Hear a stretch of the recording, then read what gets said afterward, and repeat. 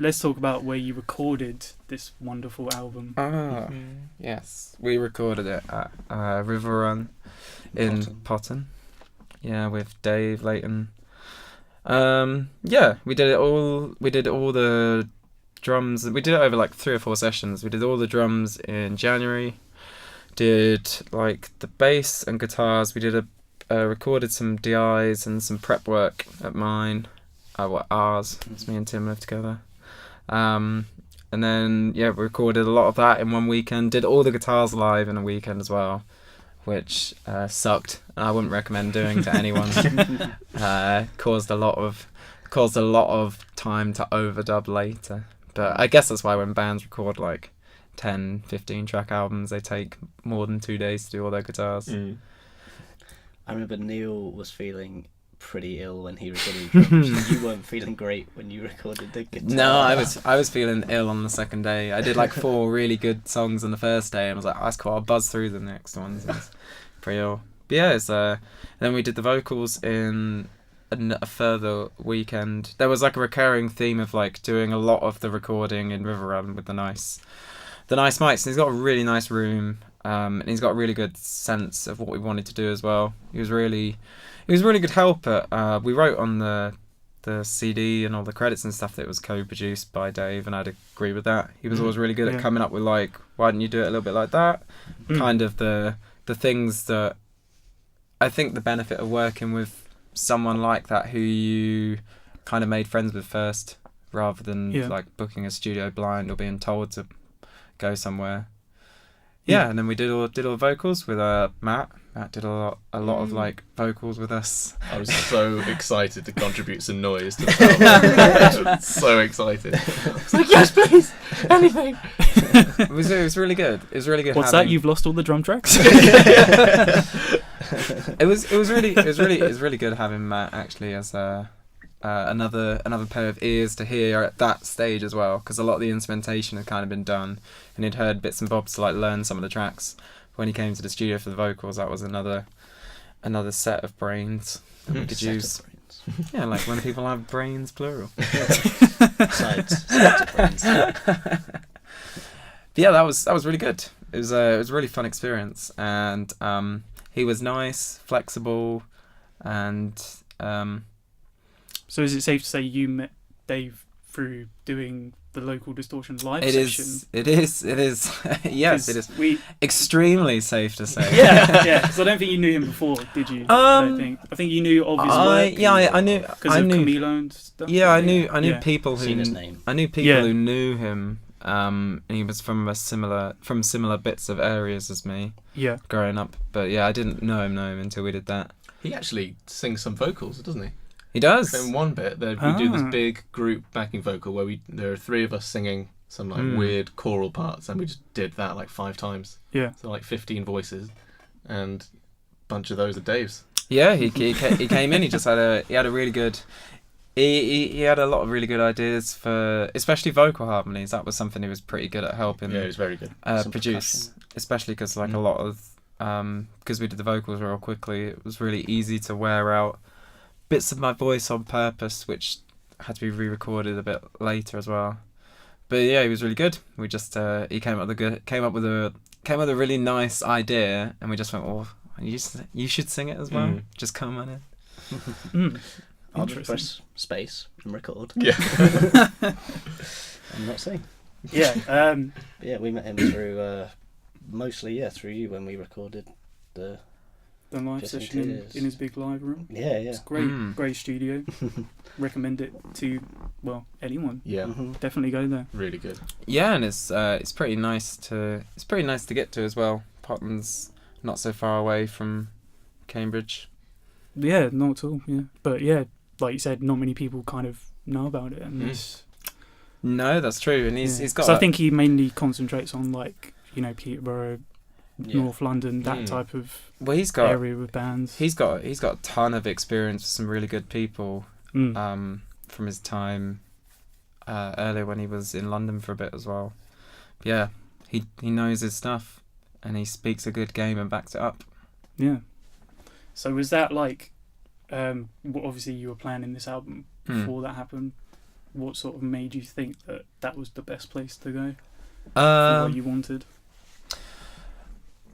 It's interesting because usually the recording stuff kind of comes down to me because it's always been to save money. I'll do like the editing and mixing myself. So I think wherever we record, I usually probably have the most say in it. I really liked working at the old library with Joff, who did our first 2 EPs there, and I'm sure that in the future I'll go back there and do some more stuff with him as well.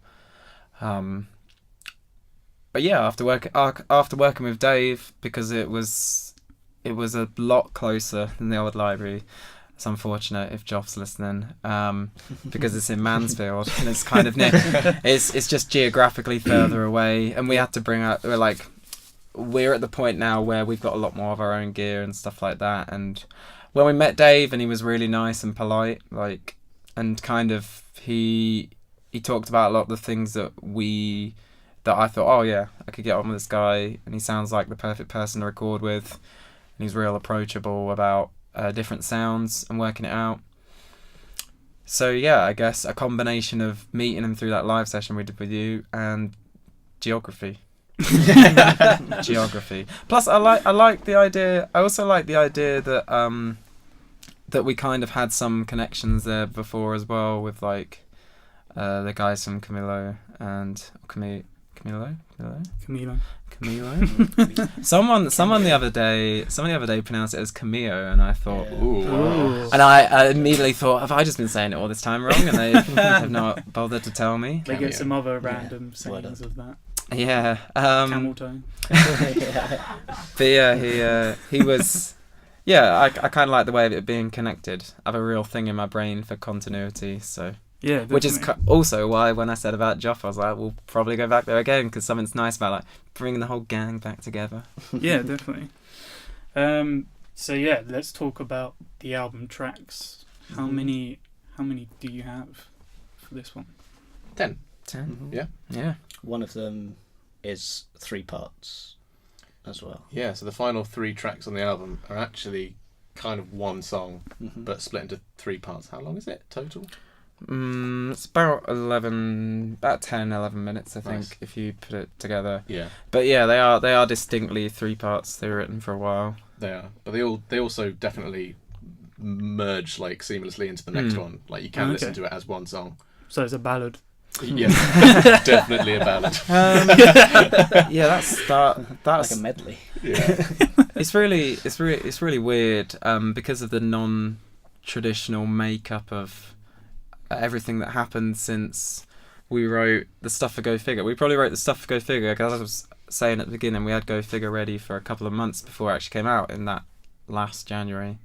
So we've been writing stuff for this album since kind of October 2016. So that means that there was the influence of Grant on a lot of the songs that he wrote, and the influence of Neil as well when he was playing with us in Winter, and then the influence of working with Dave, and the influence of Matt as well. A lot of the stuff that he brought to the table, especially during the mix phase, was real good feedback. So because of that, some of the songs have been around forever, and some of the songs just appeared and were very quick and done. So it's an interesting album that it somehow fits together. So I'm ready to accept any criticism from any reviewers. It has to be this album feels like it's just got very all over the place. Well, that's fair. It is. It is. Wait until we write one when we've got a consistent lineup. And we're older and wiser, like owls. So, like a wine. like a fine wine. Yeah. We can. Do you want us to track by track it or? Yeah. If you'd like to do that. That sentence probably won't make very good podcasting. That was me asking. That was Jeffro taking over. Well, I thought it'd be that might be good. Yeah. Guys, stop! I've got an idea. Track commentary. Yes, cool. I thought it was there. I thought that's where you were listen. going. You know what. I thought that's where you know why. Okay. Should we? I'm very predictable. Should we go around left to right talking about and Do you want? Okay, so do you want to do them in like the order that they go in, or do you want to talk about favourites first? Or Ooh. we've kind of talked about the last three, technically. Yeah. We've talked about Husk already. That's the first one. Yeah. Do you want to drop names, or do you want to just say track 1, track 2, that type of thing? I don't know if the name. I think the names have been dropped in our press release, Yes. so I think we can drop the names. Yes, they have. Yeah, yeah. Okay. So let's drop names. Yeah. Husk is track 1, the one with all the sweet schoolroom percussion. Yeah, it's true. And the ridiculous like guitar solo at the end. Guitar solo that It's impossible to play. you really struggled to play the other day. You're like, how did I record this? It's there. One of those. Yeah. You got it.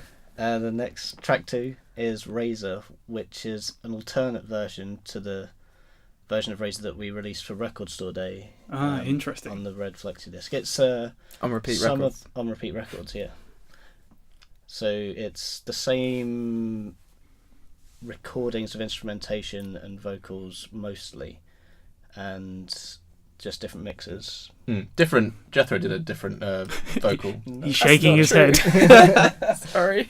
It's the same drums. Same But, drums. the rest of it's totally re-recorded. So is it like same lyrics still? Yes. Sorry. Okay. Sorry. So it's I not like really one of don't wanna those. tread on your toes. It's not like one of those part 2 things that bands No. do Oh, no. sometimes. No. It's the same song, same parts, just recorded again. Differently. Yeah, mixed in a different manner. An album mix. you would Yes. say. Alicia did Alicia re-record her parts? Yeah, Alessia. No, they're the same Alessia parts. Okay, because yeah. she, Alessia from Molasses, amongst other things, recorded some vocals for that. Because she lives in Finland, we recorded them for the Record Store Day release, and then used them again, but again remixed in a totally different way. Yeah. Cool. Next track 3 is Tomorrow, which is actually as Goldblume songs go, it's actually quite a simple one, kind of structure wise. Yeah. It kind of goes much more kind of verse chorus than we Yeah. usually do. But we've actually found it one of the hardest ones to play because it's so like straight. It's actually I kind of have to drum like Does a it bit. throw of a, you off? Yeah, How slow straight down. Because There it's aren't many so points of reference. there are no like frills and flourishes to hide behind. I've just got to play your parts really consistently at a solid tempo, and there's no like crazy runs or fills to Hide your mistakes. I've just got to be a bit of a drum machine, which I clearly struggle with. So that one, but we're getting there now. It was fun. It was a fun one to record. Had some fun with some backing vocals and that. Yeah, that was. I'd agree. I'd say that was really difficult. That one's been around. That one was one of the aforementioned, been around for a long time ones. Yeah, you've done a lot of acoustic sessions with that one, haven't you? Yeah. Yeah, It was the B-side for Fawning acoustic version. Yeah, true. Yeah, it just took a little while to get right. I'm still not totally ever going to be happy with every time I play it. That's fine. Oh, really? After this album tour, maybe I just won't have to play it again. Tomorrow, part 2. yeah. The day after tomorrow. Yeah. Today. just playing live. I think Yeah. on the recording, I'm happy with it. Some matte vocals, that one. Tomorrow, yeah, that was fun. Some really big low ones. Oh god, wait, is that the one with the stupid low one? It is. Oh my god, yeah. It kind of became a bit of a joke that when we were recording it, because Jethro's obviously got a really good voice, fairly comfortable, higher than I am. So I was always I was a bit nervous at the start of recording. I was often like, can I try it the octave below? And it just kind of became a bit of a running joke. And in that one, there was already a bit that was relatively low. I think it might have been Dave was like, oh Matt, do you want to try an octave below? And we all had a good giggle, and I tried it, and I could actually do That it. was a really good impression, Dave. And I did it, and it was all ridiculous. And I thought, well, that's obviously not going to make it because it sounds like stupid. But It's in there. you put it in. It sounds really good, like as a bed underneath. Yeah, and then track 4 is Fiendish. That one's been around for a little while. We released that live on the Christmas compilation last year for I Tom think there's a live Gaskell. video on my channel or something like that. Yes, there is from like a gig we played. Yeah, that one was good. That had Grant doing his vocals on it because that was one of the ones that he wrote with us. So we got him in to do the introduction bits, and that was a really fun one to record. Actually, that was a really fun one to play. So I still don't really know what the point of any of the lyrics is. I initially wrote it because I met someone in a pub that talked about how we integrate people back into society, because he worked with like convicted paedophiles and trying to integrate them back into the world. And so, like, isn't it really weird? And I just had like one of those conversations where I was at a pub, and I was kind of morbidly curious to hear about all of this stuff about his job, and I went home and wrote this song about how we think how we would ever go about doing that. So unfathomable. Yeah. I mean, that song has totally new meanings. Yeah, I mean, it's not directly about that. That was just the chorus bits about feeling like that.